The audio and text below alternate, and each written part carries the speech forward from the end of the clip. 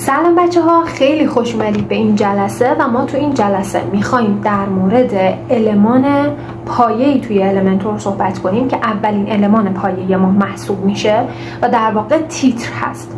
من تو این سری در واقع ویدیوها که این پلیلیست رو تشکیل میده میخوام در مورد المان پایه صحبت کنم و المان‌های پایه به شدت مهم هستن. چرا؟ چون بیس کار هستن. ما تو هر صفحه وبسایت در واقع المان‌های پایه زیادی رو مشاهده میکنیم و عملا المان پایه جز المان‌های اصلی المنتوره. توی المنتور رایگان ما ازش استفاده میکنیم و خیلی راحت توی صفحات مختلف وبسایت بسیار بسیار دیده میشن.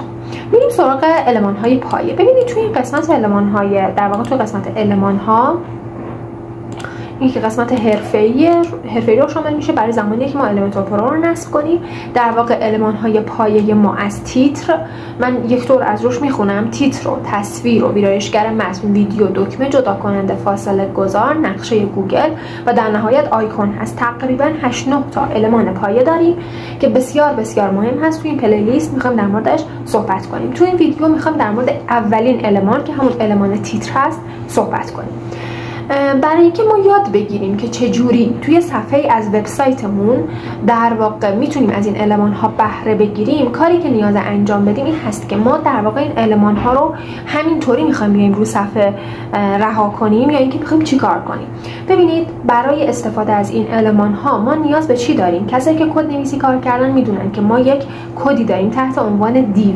وقتی که از دیو استفاده میکنیم مثل زمانی که ما داریم از کانتینر استفاده میکنیم، یعنی یه حالت کلی، یک جای کلی، یک جعبه‌ای رو در واقع قرار میدیم و توش یه سری المان ها رو قرار میدیم مثل المان پایه. که مثلا ما وقتی میایم از کانتینر استفاده میکنیم، من اول توی قسمت طرح‌بندی ما شبکه داریم و کانتینر رو داریم که منظورش اینه که شما میخوای برای طرح‌بندیت کانتینری باشه یا شبکه. دقیقاً همینیو که این سمت داریم این سمت هم داریم. من به اضافه رو میزنم فلکس باکس رو داریم که در واقع منظورش همون حالت شیوه کانتینری هست یا اینکه شبکه‌ایه که ما در ابتدا در مورد فلکس باکس صحبت می‌کنیم که اصلا فلکس باکس ها چه جوری هستن. من وقتی انتخابش می‌کنم اینا طرح‌بندی‌های مختلفشه که ازش استفاده میشه. یکی از این طرح‌بندی‌ها اینجوریه، خودش گفته جهت ستونی. یکیش جهت چیه؟ جهت سطری هست. بعدی اینه که می‌خوای 2 ستونه باشه، می‌خوای 2 ستونه اینجوری باشه، 4 ستونه باشه، 3 ستونه باشه و یا هر کدوم از اینهایی که مد نظرته.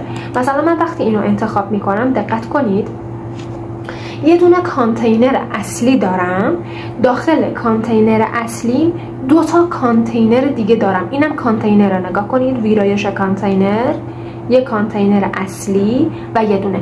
ببینید، اگر بخوام اینو توضیح بدم مثل کسایی که دارن کد نویسی کار میکنن، یه جورایی باید بگم که شما یه دونه دیو تشکیل میدید، یه دونه دیو کلی تشکیل میدید و درون اون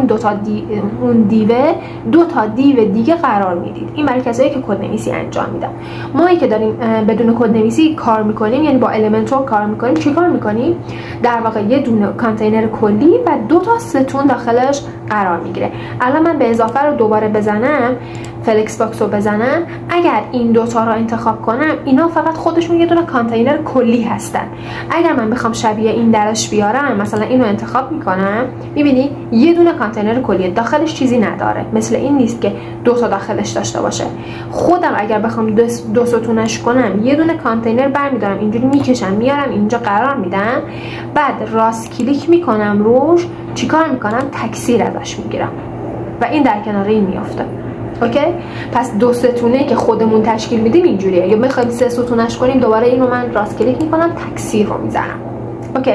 پس مبحث کانتینرها به شدت مبحث مهمیه که من الان تو همین ویدیو مفصل بهش میپردازم که شما از اینجا میتونید چیکار کنید.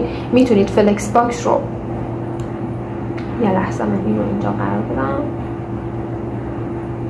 خب از اینجا شما میتونید چیکار کنید؟ اینجا میتونید فلکس باکس رو انتخاب کنید و ستونهای مختلف رو اینجا انتخاب کنید، یا که ما بیشتر استفادهمون از این هست، از این اولی و دومی هست. خب که اینجا داره جهتش رو به ما میگه. من براتون توضیح میدم. من الان اینو انتخاب کنم، اینجا برام یه دونه کانتینر ساخته شده که جهتش رو اینجوری زده، یعنی در واقع عمودی زده. من وقتی میام اینجا دوباره میذارم افزودن المنت تو طرح‌بندی، یه دونه کانتینر دیگه میارم، راست راست کلیک میکنم تکثیر میزنم این زیرش میفته. یعنی من اگر 2 ستون، منظورش اینه که من 2 ردیفه دارم، 2 ستونه ندارم، 2 ردیفه دارم. اوکی؟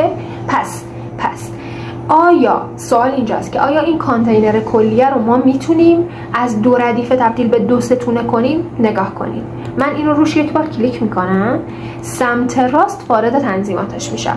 تو طرحبندی اینجا چی نوشته بهم؟ میام پایین‌تر نوشته جهت. خب داره جهت رو به من میگه که آیا تو میخوای جهت اون المان ها ردیفی افقی باشه که من اینو میزنم اینا دوتا میفته کنار هم دیگه، دوباره اینو میزنم اینا میفته کنار زیر هم دیگه، ردیفی یه جورایی میشه و اینجوری حالت اینجوری میشه که ستونی میشه. اوکی؟ پس این در مورد کانتینرها به شدت مبحث مهمیه، به شدت مبحث مهمیه و من هر کدوم از المان ها رو که بخوام توضیح بدم برای شما در مورد کانتینرها صحبت میکنم. یعنی توی ویدیوهای بعدی هم 100% شما برای اینکه بخواید از المان ها استفاده کنید باید بدونید کانتینرها چیه، باید بدونید کانتینر داره چه جوری کار میکنه. ندونید توی طراحی میمونید، یهو در ادامه ما به یه طرحی برمیخوریم که شما قصد طراحی کردنشو دارید، وقتی مبحث کانتینر رو ندونید انگار نه انگار اصلا مهم نیست که شما اون کار رو دارید انجام، اون طراحی رو دارید انجام میدید یا از اون المانا دارید استفاده میکنید. پس این خیلی مبحث مهمیه، باید جدیش بگیرید. من این رو حذف میکنم، هیچ کدومش نیاز ندارم. فقط میخوام چیکار کنم؟ از این میخوام استفاده کنم، یه دونه کانتینر کلی. اینجا رو نگاه کنید، اینجا حالت کلی المان هاست چون من این به اضافه رو زدم. روی این که میزنم این سمت رو نگاه کنید، من روی این که میزنم این سمت کانتینر داریم، ویرایش کانتینر. اوکی؟ روی این میزنم کلیک میکنم دوباره میشه ویرایش کانتینر، ولی منظورمون کانتینر اینوری هست. روی این میزنم اینجا ویرایش کانتینر اونوری میاد. اوکی؟ پس ما هر کدوم از اینها رو که بخوایم ویرایش کنیم یک بار روش کلیک میکنیم، در واقع اون سمت تنظیماتش برای ما میاد که ما میریم برای که انجامش بدیم. توی کد نویسی بچه‌ای که کد نویسی کار میکنن باید بدونن که اینها چی هستن، در واقع همون دیوها هستند. اوکی؟ که ما اینجا یه دونه دیو کلی داریم، 2 تا داخلش داریم، 2 تا دیو داخلش تشکیل دادیم. ببینید دیوها در واقع به اندازه خودشون در سطح خودشون میتونن رنگ بگیرن، میتونن استایل بگیرن، میتونن بورد رادیوس بگیرن، حالت انحنای حاشیه اگر توی المنتور باشه بهش میگیم انحنای حاشیه بگیرن، ولی محتوای خاصی ندارن. ما اگر بخوایم توی دیو ها محتوا بذاریم باید از المان ها استفاده کنیم، یعنی دقیقاً همین چیزی که اینجا هست. و ما چند نوع المان داریم، من میام اینجا پایینتر شما ببینید. ما المان پایه رو داریم، المان پایه ببینید اینا رو من ببندم شما ببینید. خب اینجا ما المان پایه رو داریم. المان پایه جزء اون دسته المان هاییه که ما توی المنتور رایگان داریم ازش استفاده میکنیم. یعنی شما الان توی سایت وردپرسیتون در واقع المنتور رو نصب کنید، این المان های پایه برای شما میاد که تقریبا 8-9 تا المان پایه هست که ما تو این جلسه میخوایم در مورد تیتر صحبت کنیم، یعنی در مورد یه دونش، اینکه شما 0 تا 100 استفاده کردن از تیتر رو بفهمید چجوری میتونید با تیتر حالتهای مختلف بزنید و حتی یاد بگیرید که وقتی میاد تیترهای مختلف میزنید در ادامه المنتور پرو رو اگر نصب کردید بفهمید کجا باید کد بزنید که این تیتر خوشگل تر بشه، کجا بهش کد اضافه بشه یه جورایی. خب پس ما تا اینجا در مورد این کانتینرها، سیستم های کانتینرها صحبت کردیم. کانتینر الان اینجا ما یه دونه کانتینر 2 ستونه داریم، 2 تا ستون در کنار هم دیگه است که هر کدوم از این ستون ها یه دونه کانتینر جداگانه هست. من الان این کانتینر بخوام وارد ویرایشش بشم، من میزنم ویرایش، میخوام رنگش کنم که شما ببینیدش. ببینید توی کانتینرها ما در واقع طرحبندی داریم، استایل داریم، پیشرفته داریم. طرحبندی، استایل، پیشرفته. ما تو المان ها طرحبندی نداریم. خب توی المان ها که بریم جلوتر تو همون المان پایه تیتر یا هر چیز دیگه طرحبندی نداریم، به جاش محتوا داریم. استایل داریم که در واقع همون کدهای CSS هست که ما داریم اعمال میکنیم. کسایی که باز دوباره کد نویسی انجام میدن میدونن که منظور من چیه. کدهای CSS هست که در واقع داره اعمال میشه و حالت پیشرفته داریم که ما تک تک در مورد اینها صحبت میکنیم. خب الان ما توی قسمت طرحبندی ها در واقع توی قسمت طرحبندی که من میزنم اینجا، خب اینجا مثلا ارز رو داره به من میگه. داره چی میگه؟ میگه که ارز، اول ما از بالا من شروع میکنم، میگه کانتینر. اینو من ببندم. توی طرحبندی لازم شد که من توی این جلسه در مورد کانتینرها کامل توضیح بدم. خب در مورد کانتینر رو کامل توضیح میدم، بعد میریم سراغ المان اول که در واقع المان تیترمون هست. خب نگاه کنید، توی ویرایش این کانتینرمون، خب توی ویرایش این کانتینرمون ما طرحبندی رو داریم. طرحبندی شامل کانتینر میشه. کانتینر داره چیدمان رو ازمون میپرسه که فلکس باکس میخوای باشه یا شبکه باشه. من میگم من میخوام فلکس باکس باشه، اصلا من الان دارم با فلکس باکس کار میکنم. خب توی عرض محتوا داره ازم میپرسه، میگه چی؟ میگه میخوای تمام عرض باشه یا جعبه‌ای باشه. بچه من در مورد تمام عرض بودن یا جعبه‌ای براتون صحبت میکنم، ولی ما فعلا تمام عرض رو داریم انتخاب میکنیم. خب فعلا داریم تمام عرض رو انتخاب میکنیم و این داره تمام عرضه. بعد اینجا داره ازم میپرسه، میگه چی؟ بر حسب درصد. خب داره میگه که این کانتینره چند درصد کانتینر والدشه. ببین این کانتینر، این دیو والده، این دیو فرزنده. فکر کن یه دونه مادر 2 تا فرزند داره ازش چی میپرسه؟ میگه عرض تو چند درصد، ببین بر حسب پیکسل نیست، بر حسب درصده، چند درصد کانتینر والدته. میگه 50%. من اگه 30 رو انتخاب کنم چی میشه؟ نگاه کنید، از اینجا کوچولوتر شد و این جمع‌تر شد، چون اینم 50 بود دیگه. مثلا من اینو 30، خود کانتینر والد 100%. این وقتی میشه 30، من این کانتینر رو وقتی انتخاب میکنم اینو میزنم 70، عملا 100% مادر رو میگیرم. اوکی؟ پس ما یه دونه کانتینر اصلی داشتیم که والدمون بود، مادرمون بود. اینا اومدیم اینجا ارزاشو هر کدومش ارزشو تغییر دادیم بر حسب درصد. داره میگه چند درصد مادر رو در بر میگیره. الان من اینو مثلا اینا دیگه تکمیل کننده همن. این 30 اون 70، این 40 اون 60. الان من میزنم این میشه 40. اینو نگاه کن خود به خود تغییر کرد. نه اینجا من میزنم 60. الان درست شد. اونجا یکم داشت انگاری از کانتینر والد میزد بیرون و ما تو طراحی دیگه نمیتونستیم اون قسمتی که زده بیرون رو ببینیم. خب این پس خیلی مهمه.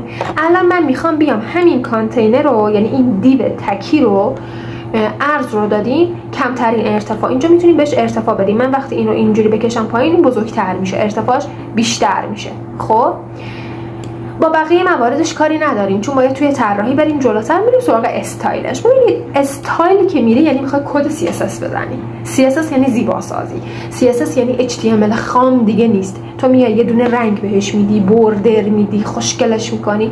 الان نوع پس زمینه رو داره از من میپرسه، میگه میخوای گرادینت باشه، میخوای ویدیو بذاری، میخوای اسلاید شو بذاری. من میگم میخوام حالت کلاسیک باشه که حالت رنگ میگیره. وقتی میزنم اینجا یه دونه رنگ مثلا براش انتخاب میکنم، مثلا این صورتیه رو براش انتخاب میکنم و این کانتینر من، این دیو من رنگ گرفت.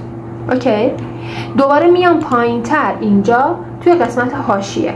خب توی قسمت حاشیه من بهش انحنای حاشیه یا کدنویسا، کسایی که کدنویس میکنن بهش میگن بوردر رادیوس، بهش یه دونه بوردر رادیوس 16 پیکسل میدم. نگاه کنید. اوکی؟ پس اینو به خودش گرفت. الان من اینو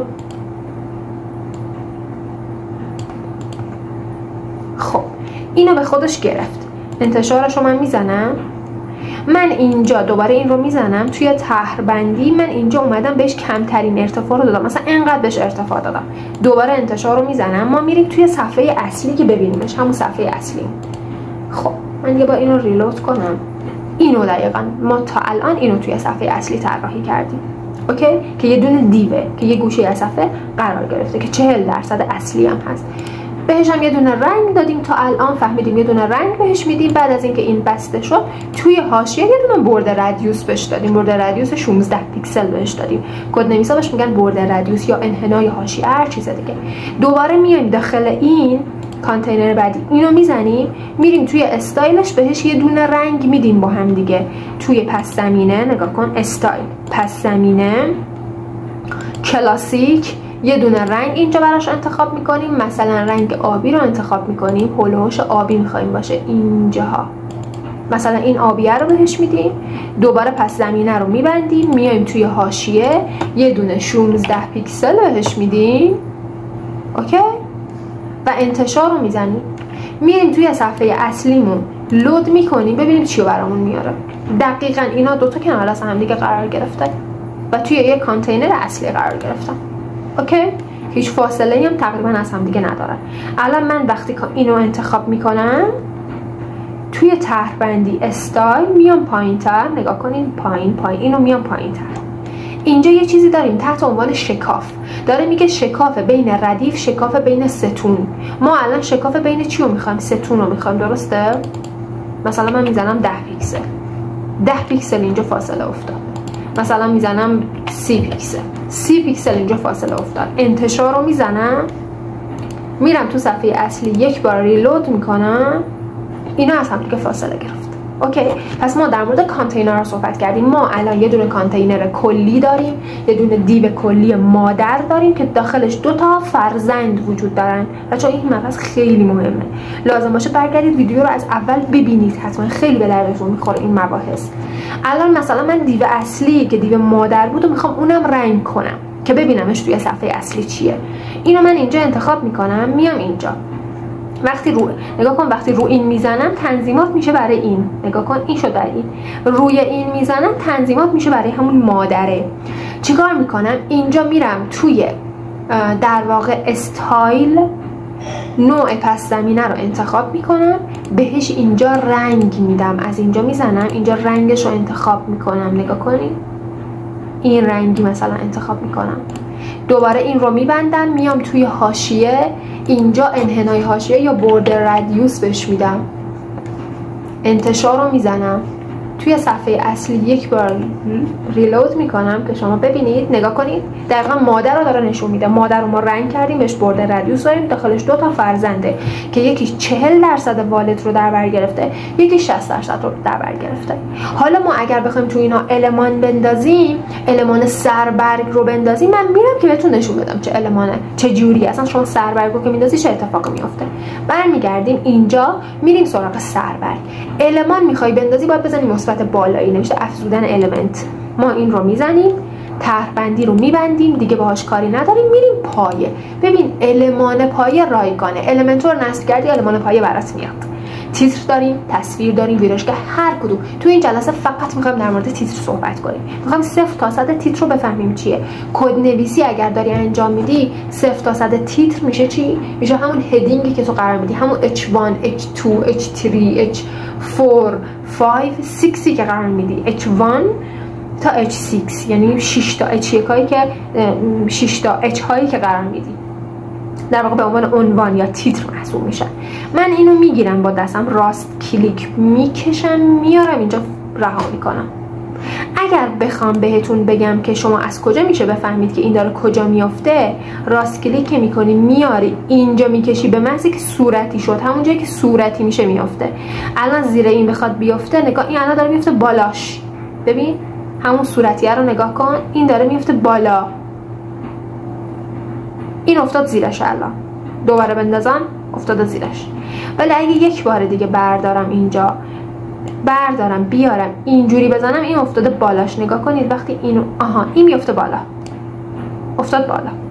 اوکی، دوباره یه دونه دیگه اینجا تیتر بخوام بردارم بیارم اینجا رها کنم، میفته این وسطه که میره حالا بالا. ما توی طرحبندی‌ها بهتون میگم که باید چی کار کنید. خب این رو من انتخاب میکنم، شروع میکنیم. ببینید بهتون گفتم المان ها محتوا داره، طرحبندی دیگه نیست. ما طرحی براش نمیذاریم، یا بهش محتوا میدیم یا استایل میدیم که همون CSSش هست، یا حالت پیشرفته داره.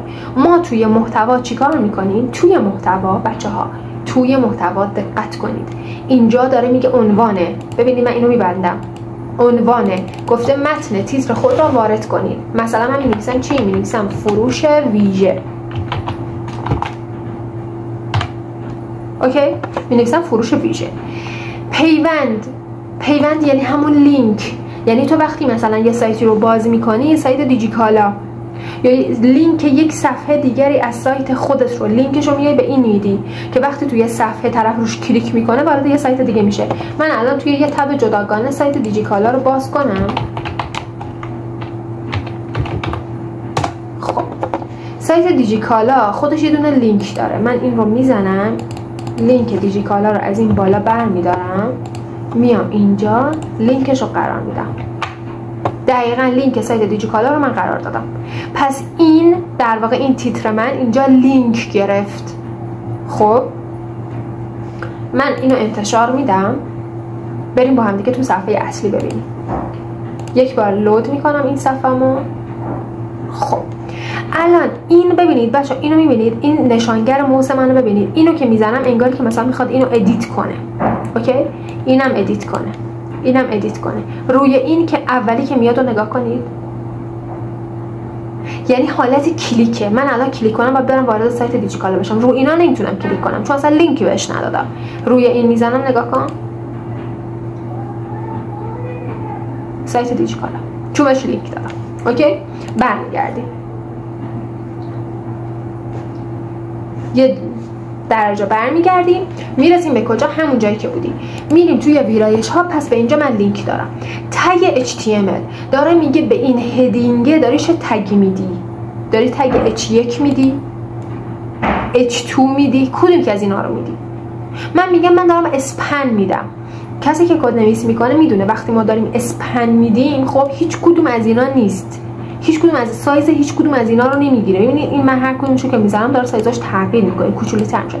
اسپن که میزنم یعنی خودم میتونم بهش سایز بدم، خودم میتونم کوچیکش کنم، خودم میتونم بزرگش کنم، خودم میتونم بهش فونت بدم، همه کارا رو خودم روش اعمال میکنم. خب پس من تگ اسپن رو میزنم و میام توی استایل که در واقع ما داریم CSS رو اعمال میکنیم. اینجا بهم نگاه، من دوباره اینو میام، میبینید محتوا دوباره همین تیتر رو داشت، استایل دوباره همین تیتر رو داره. من اینو میزنم، ترازبندی داره ازم میپرسه، میگه میخوای وسط باشه، میخوای راست باشه، میخوای تراز شده باشه، میخوای چپ باشه، کدوم که از اینا میخوای باشه؟ مثلا من میگم که آقا من میخوام وسط باشه. تایپوگرافی، ببینید تایپوگرافی به هر چیزی که مربوط به فونته. خب هر چیزی که مربوط به فونت میشه بهش میگن تایپوگرافی. فونتی که تو داری استفاده میکنی دو تا حالت داره. یکی حالت مداده که من اینجا خانواده فونت رو در واقع انتخاب کردم، اسمش رو نوشته ایران یکان وب اکسترا بلک هست. در واقع من یه سری فونت ها رو توی سایت قرار دادم. اگر خواستید میتونید توی کامنت ها بنویسید که من دوست دارم یاد بگیرم چجوری فونت میتونم توی سایت اضافه کنم. توی کامنت بنویسید که دوست دارید فونت چجوری وارد سایت بشه، من براتون آموزشش رو میذارم. اگر ببینم که کامنت گذاشتید زیاد، آموزش فونت رو حتما براتون میذارم. خب اینجا الان ما میخوام در مورد چی صحبت کنیم؟ در مورد اینکه من قبلا یه دونه در واقع فونت گذاشتم به نام خانواده ایران یکان. من اینو بزرگش کردم که شما ببینید. روی مداده که میزنم میام اینجا سرچ میکنم، اینجا می نویسم ایران، اسمش رو قبلا زدم، ایران یکان. خب از خانواده های ایران یکان از اینجا می بینید تا میاد پایین اینجاها، اینا همه رو من وارد کردم، توی سایتم وارد کردم و میتونم مثلا الان اینو انتخاب کنم. نگاه کنید این لاغرتر شد. الان مثلا میتونم این رو انتخاب کنم، این الان اینجا مثلا اینو انتخاب کنم، بولدتر شد چون من همه این فونت ها رو توی سایتم قرار دادم. اوکی، پس از اینجا میتونم انتخابش کنم، همونایی که گذاشتم. یه دونه کنارش هست سفارشی. ببینید بچه‌ها، سفارشی ها رو ما هم برای فونت داریم، هم برای رنگ داریم. مثل چیه؟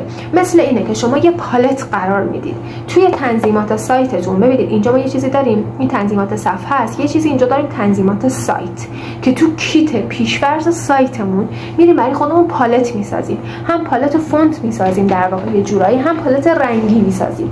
میگیم آقا فونت های اصلی ما اینجوری میذاریم، میگیم این 4 تاست. این باعث میشه هر وقت ما میخوایم انتخاب کنیم نریم دوباره سرچ کنیم ایران یکان برامون بیاره.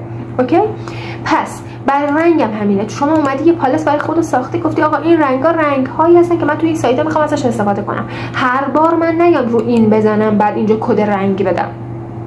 اوکی، پس این در مورد این هست که ما در موردش صحبت کردیم. اینجا ترازبندی هاست، وسط چپ راست هر چیز دیگه. توی تایپوگرافی ها ما یه دونه سفارشی داریم که من اینجا سفارشی برای خودم ساختم. باز دوباره این هم یه دونه آموزش جدا میطلبه. ویدیو رو که دیدید اگر دوست داشتید یاد بگیرید که چجوری پالت رنگی برای خودتون بسازید، یا برای فونت ها مثلا در واقع فونت های در واقع مثل حالت یه پالت رنگ، فونت اصلی خودتون مثلا بگید این 4 تا فونت رو من میخوام استفاده کنم با سایزهای مختلف، توی کامنت ها بهم بگید که من حتما آموزشش رو براتون قرار بدم. خب اینم از این.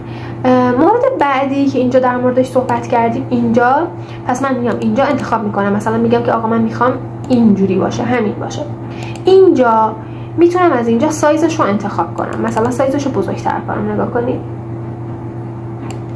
میخوام سایزش 29 باشه مثلا. یه سری چیزا اینجا هست. وزن فونت، من دوباره برم توی اینجا تایپوگرافی.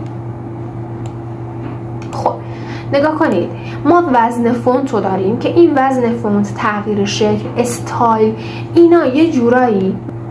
خب بچه‌ها نگاه کنید، این تو قسمت تایپوگرافی ها یه سری چیزا اینجا هست، مثلا وزن فونت، تغییر شکل، استایل، که میتونید تک تک با اینها کار کنید. مثلا ایتالیک رو نگاه کنید، روی فارسی هم در میاد، روی انگلیسی هم در میاد. دکوراسیون مثلا نوشته که شما میتونید ازش استفاده کنید، مثلا میتونید زیر خط براش در بیارید، مثلا میتونید میان خط داشته باشه، یعنی خط خورده باشه. در واقع یک سری کسایی که کد نویسی میکنن تمام اینها رو میدونن دیگه، کد مخصوص به خودش رو داره و در واقع من اینو اینجا یادداشت کنم.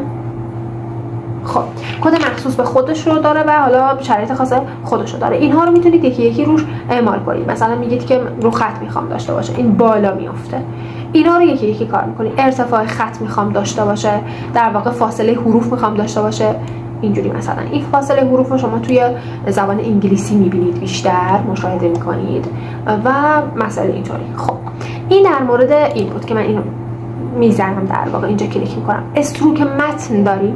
توی استروک متن شما چیکار میکنید؟ توی استروک متن من اینو میزنم، مثلا استروک متنشو یه دونه مثلا اینجوری میزنم، رنگش هم از اینجا تغییر میدم، میگم میخوام قرمز باشه، استروک متن میده. خب یه دونه حاشیه میاره که دور متن قرارش میده.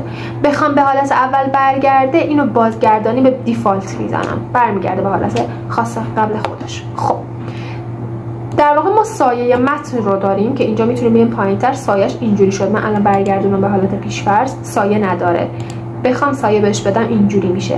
بعد اینجا محو شدگی داره. نگاه کنید، من وقتی اینو میزنم خیلی محو میشه، یعنی یه جوری پراکنده میشه. من تیره ترش کنم شما اینو. خب این مثلا اینجوریه. خب الان محو شده، نگاه جمع شده یه جورایی. وقتی من اینو زیادش میکنم محو میشه، پراکنده میشه. افقی و عمودی میتونی بدید. نگاه کنید داره به این سمت حرکت میکنه، به این سمت حرکت میکنه. عمودی بالا و پایین. یه وقتایی ما میگیم چی؟ میگیم نور داره از بالا میتابه، میخواید سایه به زیرش بدید. خب و هم میتونید اینجوری به حالت پیش‌فرض برش گردونید. خب اینجا رنگ متن رو داریم که از اینجا رنگ متن رو خودتون یا میتونید اینجوری تغییر بدید یا میتونید اینجا کد بدید. اینجا کدهای هگزادسیمال RGBA که بخواید بدید از این میتونید استفاده کنید و این هم HSLA هست که میتونید باز دوباره از این هم استفاده کنید که هر کدومش یه شیوه از پالت رنگی محسوب میشه. این در واقع رنگ محسوب میشه که میتونیم رنگ بدیم. این هگزادسیماله که خیلی معروفه، یه دونه هشتگ داره و بعد از اون اعداد 1 تا 9 هستن و از اونجا A تا F. آره A تا F هست که در واقع 10 تا 15 محسوب میشه. اینجا میتونید بهش رنگ‌های مختلف بدین. مثلا میگید که آقا من میخوام رنگ مشکی بهش بدم، اینجوری. اینجا رنگش رو انتخاب میکنید. پالت رنگ هم میتونید از قبل بسازید. بریم سراغ مرحله آخر که پیشرفته هست. ببینید بچه‌ها، پیشرفته نگاه کنید، پیشرفته توی اکثر المان ها هست. خب اکثر المان ها، یعنی ما از الان به بعد توی همه المان ها پیشرفته رو داریم و اکثرا این مواردش یکسانه. خب که من توی این المان که المان تیتر باشه در مورد طرح‌بندی، این قسمت طرح‌بندیش فعلا صحبت میکنم. توی المان‌های بعدی یکی یکی با اینها رو یه توضیح الان براتون میدم. توی المان‌های بعدی بیشتر پیشرفته رو باهاش آشنا میشیم و میفهمیم که چجوریه. من اینا رو پاک میکنم، در واقع اینو حذف میزنم، دوباره راست کلیک میکنم، آخرین گزینه حذف و در نهایت اینجا که دیگه حذف. خب اینو انتشار میدم که فعلا ما اینو داشته باشیم، این فروش ویژه. توی پیشرفته دوستان من یه دونه بک‌گراند فقط به این المانه میدم. شما الان بخواید به این المان بک‌گراند بدید باید بیاید توی پس زمینه. یک بار دیگه من اینو میزنم توی استایل. نه، توی استایل فقط به رنگ متنش میتونید، به بک‌گراند نمیتونید بهش بدید. بک‌گراند بخواید بدید باید برید توی پیشرفته، طرح‌بندی رو میبندید. یه چیزی اینجا هست به نام پس زمینه. پس زمینه رو باز میکنید، کلاسیکش رو میزنید، اینجا بهش یه دونه رنگ میدید. من بهش رنگ مثلا آبی میدم، بذارید آبی رو آبی بهش میدم و اینجا بک‌گراند یه جورایی از همون جایی که صورتی بود دور تا دورش این میشه مخصوص به اون تیتره، مخصوص به اون المانه. به خاطر همین وقتی داره بک‌گراند میگیره اینجا داره بک‌گراند میگیره. اوکی؟ خب پس اینجا ما این رو که قرار دادیم، بعد میریم چی کار میکنیم؟ این رو میبندیم پس زمینه رو. من میخوام چی رو براتون توضیح بدم. انتشارم میزنیم، یه دورم توی صفحه اصلیمون نگاه کنیم، من ریلودش کنم که شما ببینید این اتفاق داره میفته. برمیگردیم توی ویرایشمون. من این بالای خطم بردارم،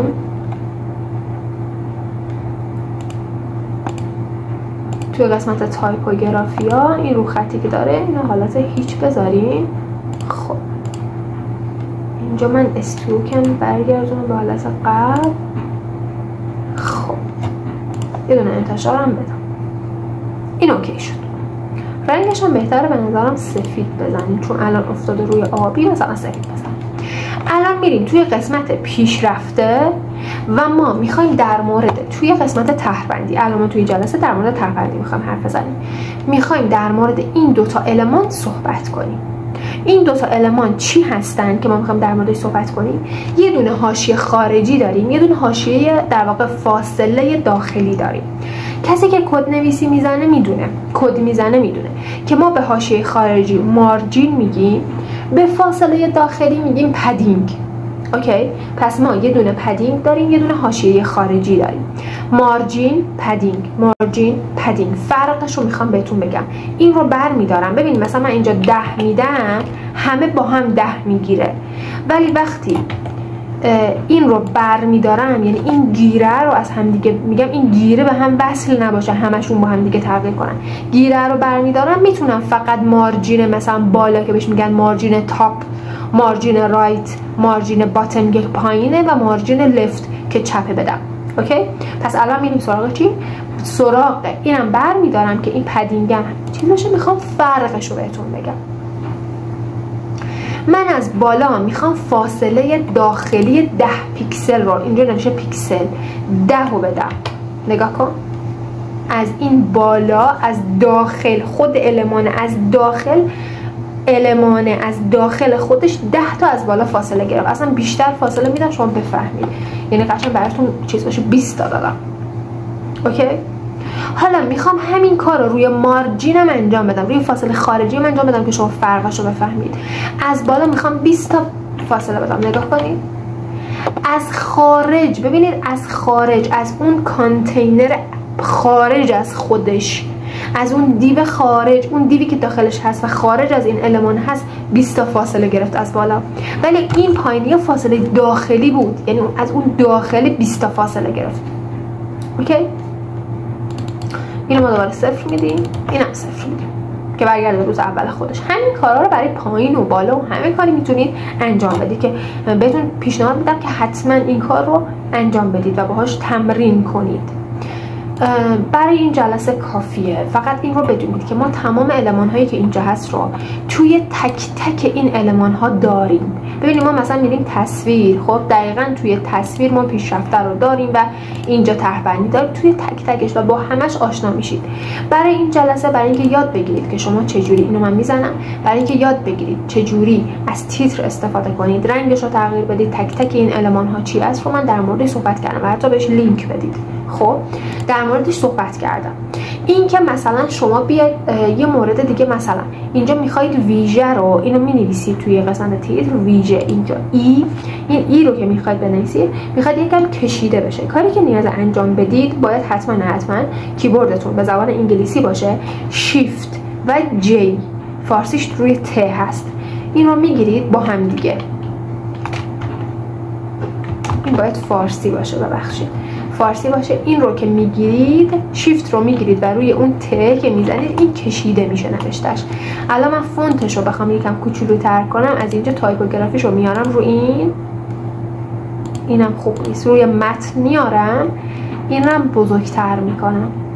توی بسیاری از جاهایی که مثلا کار در واقع متن و این چیزا می‌نویسن اینجوری که نوشته میشه خیلی زیباتر میشه، یکم میکشنش.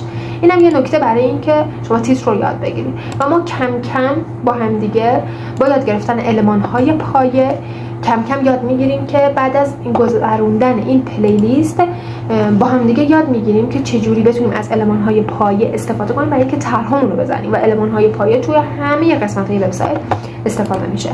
اینا توی صفحه اصلی هم بخوام بهتون نشون بدم یا بار ریلود کنم در واقع همچین چیزی در میاد که این هم لینک داره. من اینو که میزنم در واقع وارد صفحه دیجی کالا میشم.